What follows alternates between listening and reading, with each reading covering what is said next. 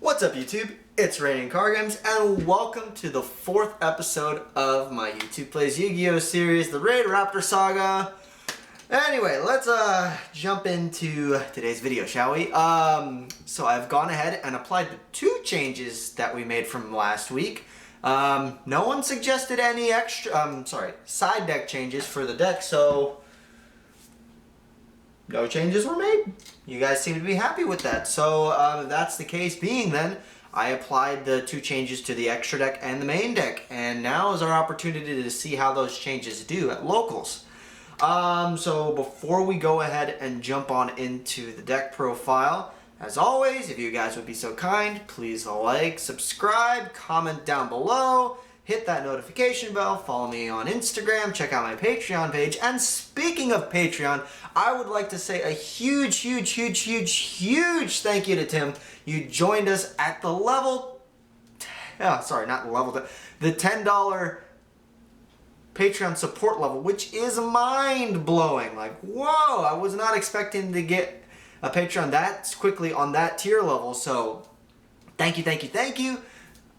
Your stuff that I have listed on the benefits rewards will be sent and shipped out soon. So look forward to receiving that in the mail. And once again, thank you.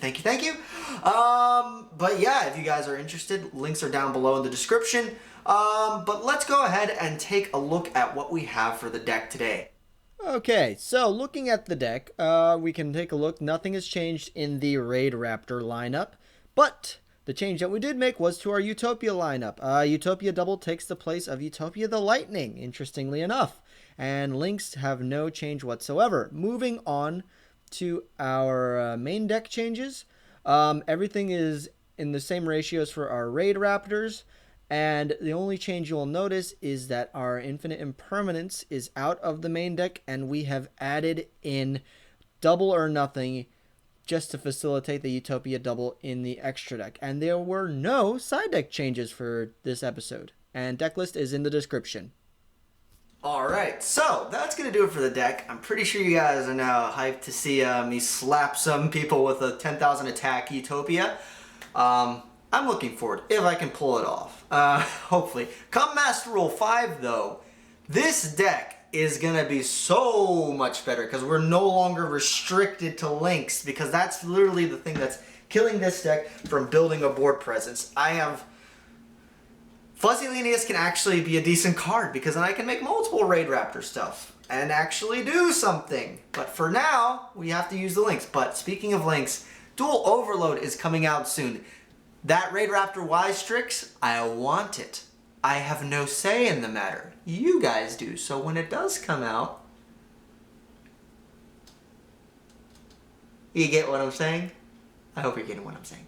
Anyway, so yeah. Let's hop on over to locals and see how the deck does. So, going into actually this is the second round, actually. I forgot to film the first round match, which is against Stun.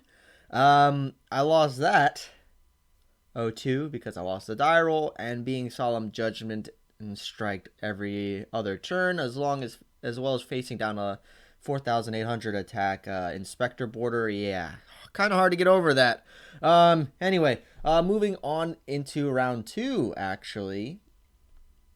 We are going up against pure Shaddoll. So not Shaddoll Invoked. So, well, actually, I'm sorry. It is actually Shaddoll Invoked. My mistake. But the matchup, we don't open great.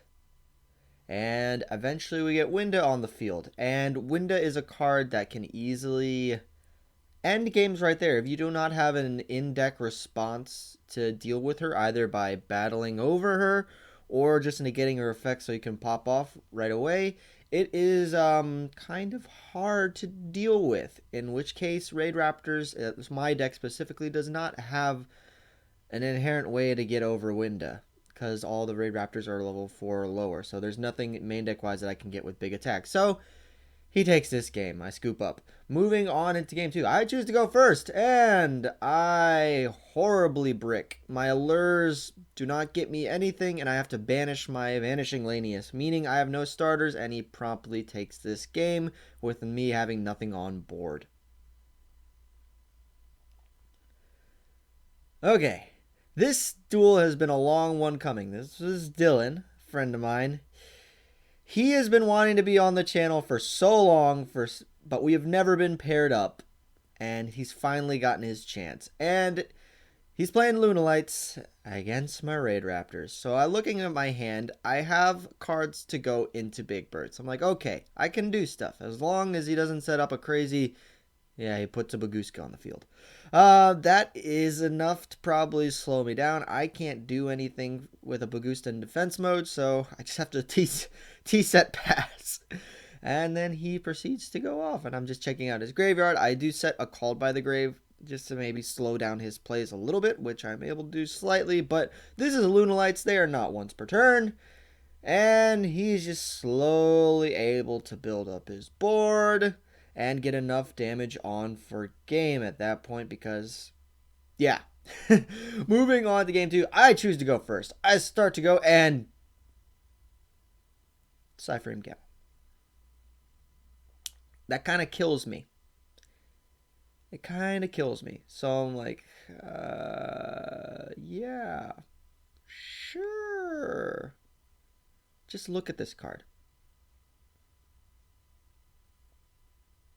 I don't like it. Yeah, so he proceeds to go off and even use a Force Tricks against me. And with me having nothing on field, you know what happens.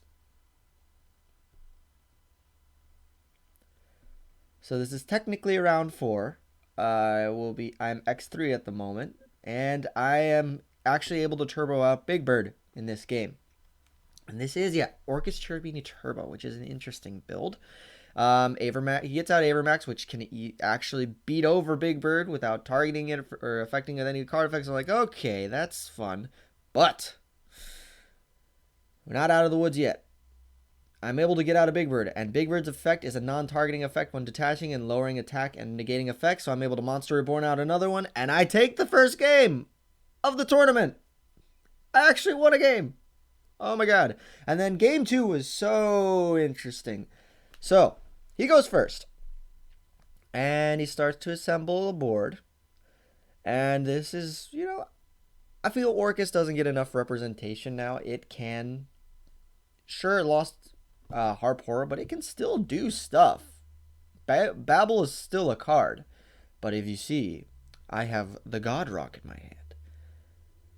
I am able to slow things down and more specifically get rid of the Avermax. I know the Orcus cards can revive themselves and all that stuff because he's got Babel on the field, but I at least deal with the Avermax, which would be tricky to deal with.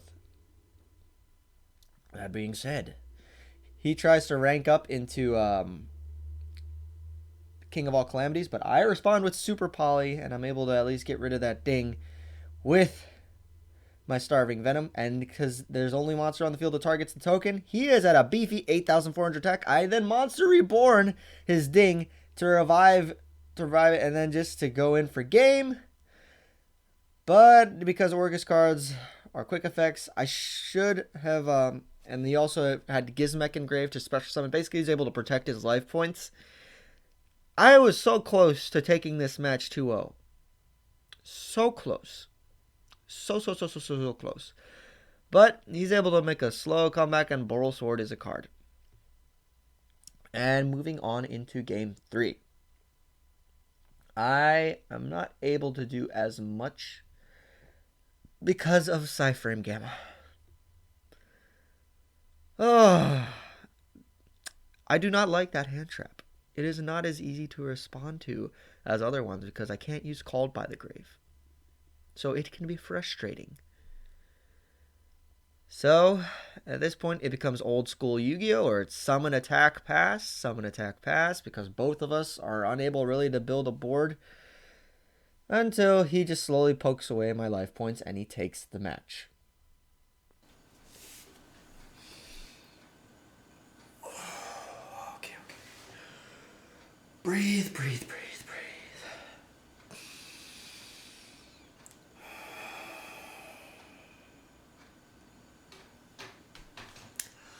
So that was a thing. You know how Nibiru is the bane of the existence for my 6 Ham deck? Well, Looks like Cyframe Gamma is the bane of the existence for Raidraptors. We were really unlucky tonight, but I'm not going to let that stop me. I'm not going to let it get to me. So I now turn it over to you guys. What changes do you think I can make to the deck to make it a lot stronger? Side deck options, main deck options, extra deck options. Speaking on the extra deck, next time we're going to be coming around for the 5th episode of the Raidraptor Saga. Dual Overload will be out, meaning Wise Strix, the Link Monster, the Raidraptor Link Monster, the OCG Import Raidraptor Links Monster will be legal. Food for thought. But yeah, it's all up to you guys. And remember, when you leave down in the comments below, say what change you would like, what card would you like to take out. That way I can register that for the polls. And then also, remember, the comments with the most likes make it to the voting polls that I post. So be sure to like the comments that you think are good changes for the deck. Now a little bit of real talk about channel-wise and what's going on right now in the rest of the world. Coronavirus is a thing. And right now there are cases in the state that I'm in.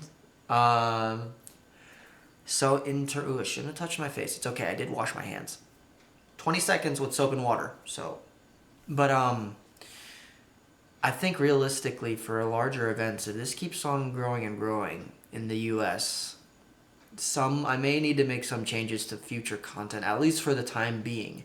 So not only this is Raidraptor Saga, but even Sealed Only Samurai. So this season finale is supposed to be at the Richmond Regional, but now with all this outbreak going on, I may have to potentially change that just for health and safety reasons. So stay tuned on that. And yeah, but don't worry, I'm not going to stop making content. Who do you think I am? Yeah, I know, I'm going to make plenty more content. It just may be limited in terms of tournament stuff, just to keep on the safe side. But I'll be posting on Instagram and on the community tab on my YouTube channel. We are on my YouTube channel. Derp! But yeah, just stay up to date on things just to see where we're going with the channel. But have fun voting and suggesting for the cards to put in the deck. Alright guys, I'm out of here.